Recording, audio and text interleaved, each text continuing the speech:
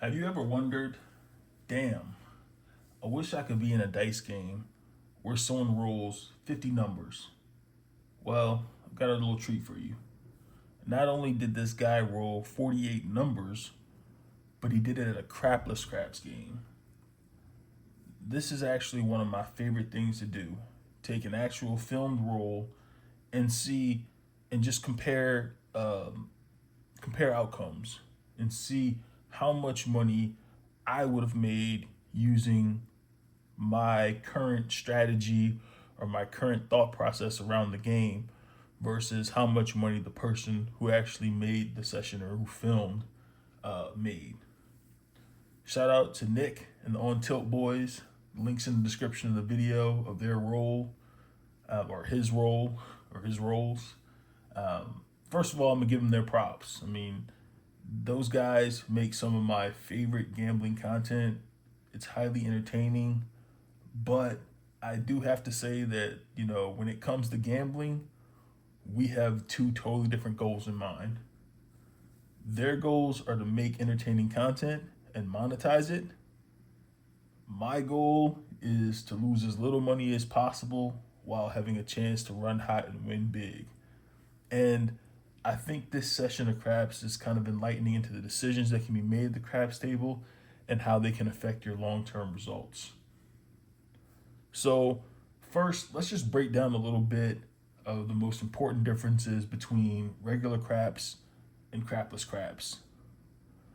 The big thing is that in crapless craps, instead of crapping out on the come out roll or winning with an 11, 2, 3, 11, and 12 can now become point numbers, which initially sounds great, but wrong. When the point actually becomes one of those numbers, the house edge on the pass line bet becomes huge. How do you avoid this? You never play the pass line if you are not rolling. I would even advise this strategy in regular craps as well. And if you do want to roll, I would say min bet the pass line so that the bad odds that you're getting on the pass line are as little as possible, and then max your pass line bet odds. That way the house edge is hitting you as small as possible. Make sure, of course, that you're buying your place bets appropriately and avoid any games where they charge VIG up front. That's part of the reason why I don't really play where I live. I'm not gonna lie, I used to have absolutely no interest in playing crapless craps because of the pass line bet, and I just didn't really know that much about the game. But as I've done some diving into the math of the game, I've come to realize that the strategy that I tend to employ when I'm playing craps only has a house edge of 0.55%, which is pretty amazing. I mean, that's pretty close. I mean, that's around the area where you're going to get for your standard gin pop like blackjack game. And then when you start getting into the high limit games and the double deck blackjack games, which can get down to about 0.2% as the edge, the house edge. But 0.55% is pretty amazing. That's at least top 3 or 4 as far as casino games and percent, like lowest, house edge games in the entire casino.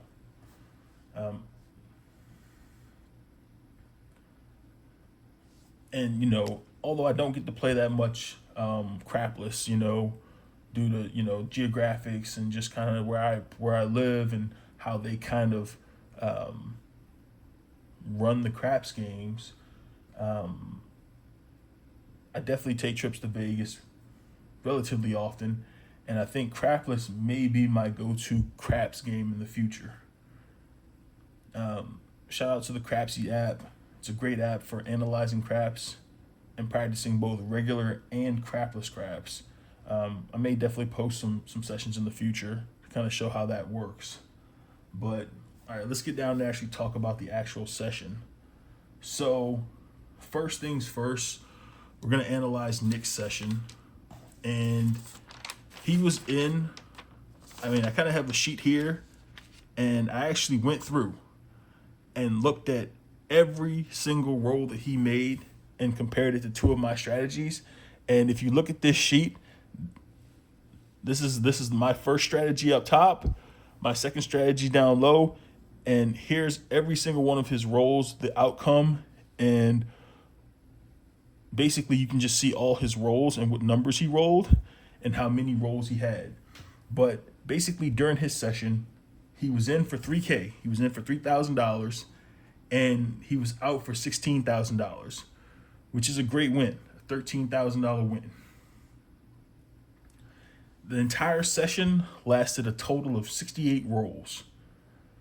He had 4 unprofitable shoots in the beginning that ended at 7 outs. And then on the 21st roll, he started his 48 roll streak. So the greatest thing about crapless craps is that you can place bet and get paid on the extreme numbers. So basically, you can almost get paid on pretty much every roll, no matter what the number is. So you don't have as many dead rolls. Because one of the big things that happens during a regular craps game is that you may say, okay, someone rolls 30 numbers or 40 numbers, but how many of those numbers were, numbers when the puck was off, when usually people don't have their place bets live?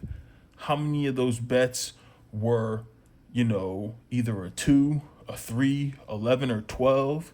If a person rolls 3 or 4 11s or 12s, those count as rolls, but nobody's getting paid on those in a regular craps game. So one big thing that I also have to mention during Nick's run was that he hit multiple bonus bets during his roll, his big roll. So he hit the all talls twice for $750 each, and the smalls once for $750. And for each of these, he had the bet is $25 on each one, and then he hit the all or the world bet or the all the numbers bet for a total of $6,000 that he collected on hitting bonus bets. So you have to understand that of that $13,000 that he won, really only $7,000 of it was from actually winnings on individual rolls, hitting numbers on the table. So his betting strategy, he primarily focused his bets for the most part on the central numbers, 5, 6, 8, and 9. And then at certain times he would expand. When he hit a couple of the central numbers, he would expand to the outer numbers like 4 and 10 and 11 and 12 with place bets. And then sometimes he would do a little mixture, and maybe he might just put money on the extremes for a little bit and kind of see how things go. But for a lot of times, he would hit a couple numbers, maybe expand a little bit, maybe hit a couple other numbers, and then he would reset. And during this session, he reset multiple times, which is good for him. But it is kind of interesting. It's very interesting to me that he has that strategy because, anybody who's ever watched the On Tilt Boys and kind of knows their channel, you've seen these guys go off in these vlogs and just dust off $20,000, $30,000 like it's nothing. So I'm not gonna lie to you, it is a little disheartening for me to see him get on a legit God roll at a crapless craps table and not really be able to fully capitalize on it in the way that I know he could have if he was in a gambling mood or had the money to really gamble, because I've seen these guys and they can go pretty hard, or at least him in particular, he can go pretty hard. So it was kind of unfortunate that he wasn't really able to capitalize as much as I think he should have on that roll. So now I'm going to introduce my 2 primary betting schemes for crapless craps. Okay, so these strategies are simple. There's no pass line bets. no carnival bets, no bonus bets. It's just 2,000 across. The only difference between these two strategies is the press scheme. I have a conservative scheme that I call the chill scheme, and I have a more aggressive scheme that I call the no chill scheme. So chill and no chill.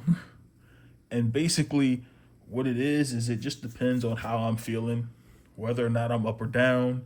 If I've been running hot and I'm feeling good and I want to take a shot and I want to see if I can win big, then I may do the no chill strategy.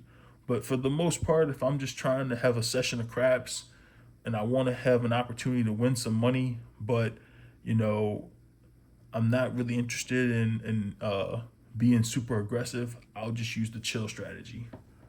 And so both strategies involve $2,000 across. So basically, as you can see, you put $100 on the 2 and the 12, $150 on the 3 and the 11, $200 on the 4 and the 10, $250 on the 5 and the 9, and $300 on the 6 and the 8. And like I said, these are just, there's no pass line bet. You're probably not going to be rolling. You just place bets. In the chill strategy, which is down here, it's basically just if I hit a number, then I press once, I double press once, and then I'm collecting. So for 6 and 8, I press the 300 to 600. Then any hits after that, I just collect those hits. Same thing for 5 and 9, it's 200 to 500. 4 and 10, 200 to 400, then collect. 3 and 11, 150 to 300, collect. 2 and 12, 100 to 200, and collect. And as you can see, it's a pretty good strategy. You're pressing once, and after that, you're collecting. And if someone goes on a run, you'll do pretty well. But the key is that, I never take my bets down. So if for some chance someone goes on a really good run, then I'm good. I'm in play, and I'm going to be collecting money. And as we know, in the crapless craps game, 2 and 12, that 200, that's paying 6x. So that's paying $1,200 a pop minus the vig, so $1,190 if it hits. The next strategy, the no-chill strategy, is the same bet. It's the same initial bet. It's the same 2,000 across, but the pressing strategy is a little different and it's more aggressive. So, for the 6 and 8, I'm pressing 300 to 600, then I collect once. And then I'm going 1,200, 2,400, then I'm just collecting after that. Same thing for the 5 and 9. Press on the first hit, collect, press twice, then I'm on collect for the rest. And the same thing for all the numbers. So at the end of that, you'll end up with, 2,400 on the 6 and 8, 2,000 on the 5 and 9, 1,600 on the 4 and 10, 1,200 on the 3 and 11, and 800 on the 2 and 12, which is pretty aggressive strategy. I mean, that's pretty aggressive, but it can also pay off big if someone goes on a big roll. So basically, I went through and looked at how each of these strategies, and this is this, I went and looked at, this is the chill strategy, the no chill strategy. And I went through and looked at how each of these strategies performed on Nick's God roll. And, I really like the results. For the conservative strategy, after the first 4 shoots, which was when, he didn't make any money, nobody really, he kind of hit a couple numbers maybe, but then he crapped out. I'm down $3,195. And then over the next 48 rolls, we proceed to collect $25,000 and end up with a nice $22,000 profit up here, which is great. I mean, now you have to remember, this is with no bonus bets, no carnival bets, a pretty conservative strategy if you ask me, because even if you look at the video and you see how Nick was betting, there were times where he would put $300, $400 on each of the middle numbers, the 5, 6, 8, 5, and 9. Right there, That's 600. That's about $1,600. If you put $400 on the 6, 8, 5, and 9 and roll a couple rolls, you're still risking that money, but you're not risking it for as long. So that's very similar to just putting 2,000 across and letting it ride, you know. So, you know, and with this strategy, just letting everything stay where it is and just following this strategy while just following his God roll, or his basically God session, you know, we end up with $22,000 in profit, which is more than 3 times the amount that he ended up with his role, with his particular strategy of, maybe betting a couple numbers and then regressing afterwards. For the no chill strategy, after the first 20 rolls, we're down $3,695, but then we proceed to go on a tear and end up winning in total $49,500 down here. And in my opinion, this is what you need to be. If you have a God roll and you don't win, and now this all depends upon your bet sizing amount, and numbers can be manipulated a little bit. But if you're making any sort of decent sized bets, if you're gambling for thousands of dollars, then a God roll needs to be at least a multiple 5-figure winning session. But like I said, it all depends upon the amount you're betting and how big your bankroll is. Now, we all have to understand, bankroll and risk management are crucial elements in gambling. And if you're not properly rolled for the stakes, then you can end up in situations where you're quote unquote scared money. Now, for me, the most important thing is that I capitalize when I'm there and lightning strikes. So I'm of the opinion that you should never pull down your bets. The way that I manage risk is that I either collect more money as I'm proceeding up my progression, or I just progress less aggressively. But I'm not the type of player that, will put money out there, hit 5 or 6 numbers while I'm raising my bets, and then all of a sudden just decide, oh no, the dice went off the table, so now I'm gonna just take my money down to 50 across or 100 across or something when I've got $600 or $700 across, because, and you'll notice when I see people do this, then the roller proceeds to go on and roll another 6 or 7 rolls. And if they would have just kept their money up there, they would have doubled their money even more, and they'd be free rolling even if they still had the 6 or 700 up there and they 7'd out on the next roll. So, that's just me and how I kind of, I think of things. And this also ensures that if someone happens to go on that God roll, then you're in action the entire time. Good luck. Gamble intelligently.